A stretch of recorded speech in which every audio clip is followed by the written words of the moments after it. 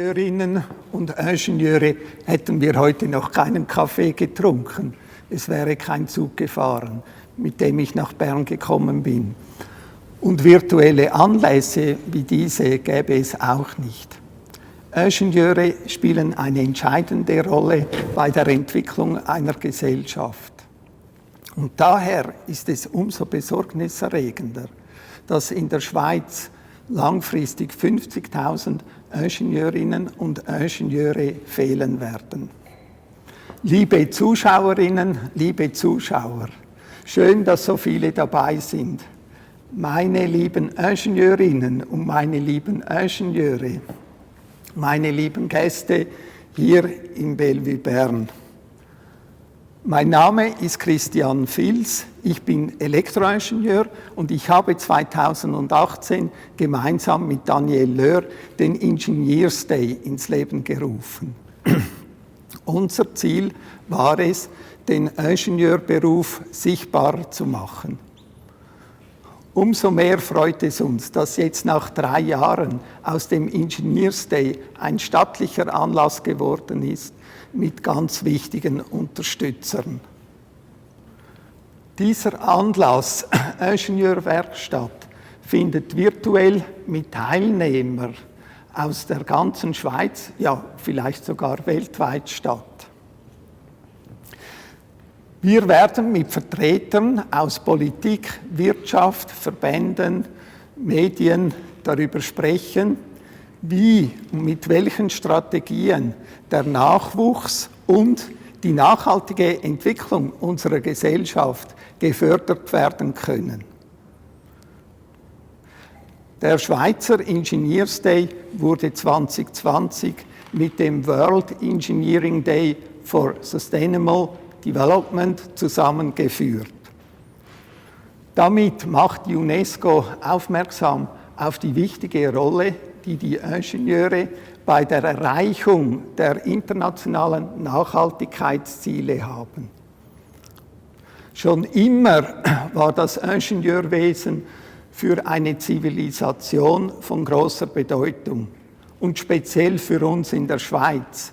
Denken wir an den Gotthard-Eisenbahntunnel oder an die Energiegewinnung mit den Stauseen und den Kraftwerken oder an die Entwicklung von Maschinen, aber auch neue Programmiersprachen.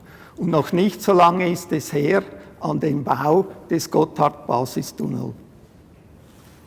Nun möchten wir zu den Referaten kommen. Liebe Zuschauer, ich fordere Sie auf, macht mit, stellt Fragen. Wir haben hier bei uns Lea Cusano, sie nimmt das entgegen, also bitte stellt Fragen an unsere Referenten.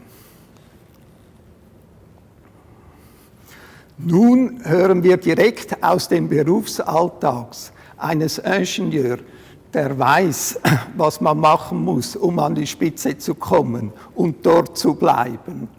Nicolas Dürwil, er ist CEO und Partner der Zülke Schweiz AG, machte ein Masterstudium an der ETH in Zürich, danach verschiedene betriebswirtschaftliche und fachliche Weiterbildungen bis hin zum IMD in Lausanne und zum INSEAD in Fontainebleau.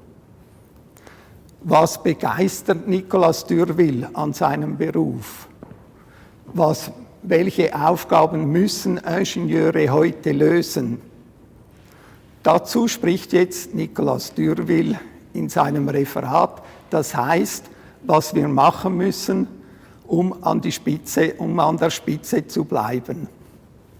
Ich denke natürlich, dass Ingenieurinnen sehr gefragt sind und dass sich eben dieser Beruf des Ingenieurs sehr für Frauen eignet.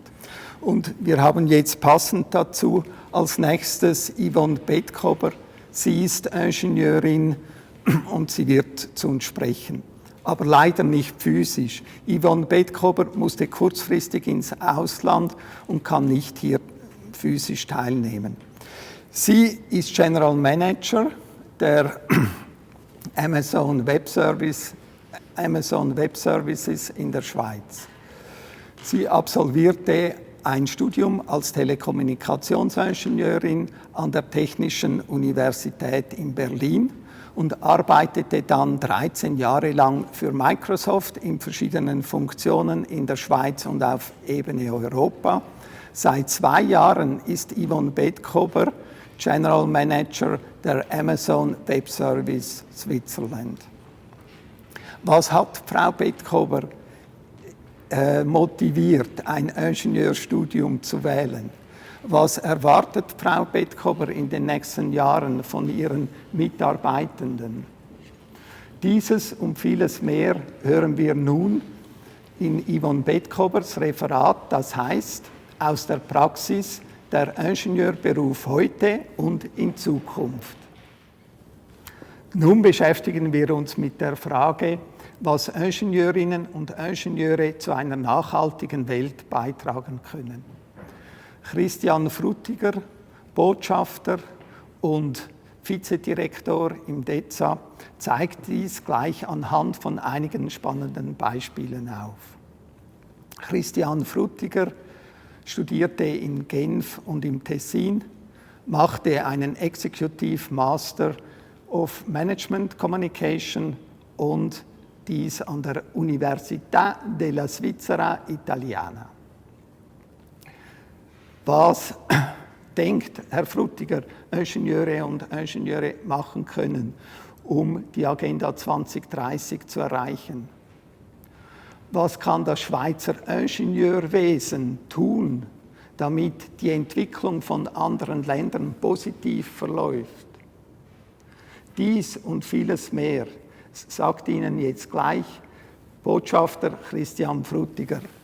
Ja, wir haben ja heute am Engineers Day ganz viele Veranstaltungen und um das Thema aufzunehmen, jetzt um 14 Uhr findet eine virtuelle Veranstaltung statt, und zwar einer Unternehmensberatung, die ein Modell hat, und zwar das ist auch von der UNESCO und UNO gefördert, wo man sieht als privates Unternehmen, wo stehe ich, wo habe ich Potenzial und dann an und für sich Ziele daraus ableiten kann. Also um 14 Uhr haben wir dieses Seminar heute online. Gut, wir haben jetzt von verschiedener Seite gehört, was Ingenieure für die Wirtschaft und für unsere Gesellschaft leisten. Und doch, trotz all dem, stellt sich die Frage, wieso das immer weniger junge Personen sich für diesen Beruf entscheiden. Nicht immer weniger, aber zu wenig sind es heute leider. Und da möchten wir natürlich jetzt schauen, was müssen wir tun, damit es sich ändert. Dafür haben wir Frau Professorin Dr. Martina Hirayama, die uns einige Lösungsansätze vorstellen wird. Martina Hirayama ist Direktorin des Staatssekretariats für Bildung, Forschung und Innovation. Sie studierte an der ETH Zürich Chemie und absolvierte danach ein Doktorat, ebenfalls an der ETH in Materialwissenschaften. Martina Hirayama war mehrere Jahre Direktorin der School of Engineering des Ingenieurbereichs der ZHW Zürich. Was unternimmt die Bundespolitik, um den Nachwuchs in den MINT-Bereichen zu fördern? Welche Ziele verfolgt der Bund mit seiner Bildungs-, Forschungs- und Innovationspolitik? Martina Hirayama spricht zu diesem Thema die Bildungs-, Forschungs- und Innovationspolitik des Bundes 2021 bis 2024, ein Überblick. Und natürlich bedanke ich mich ganz herzlich jetzt offiziell bei allen Referenten für die sehr persönlichen Eindrücke, für ihre Strategien, für ihre Visionen und natürlich, dass Sie am Engineers Day mitmachen. Herzlichen Dank. Dann zudem danke ich den Verbänden, den Schweizer Verbänden SIA, USIG, SWIN, INC, CH, SATW und Swiss Engineering STV, dafür, dass Sie diesen Anlass finanziell und ideell unterstützen und dass Sie sich täglich für uns Ingenieurinnen und Ingenieure einsetzen. Herzlichen Dank.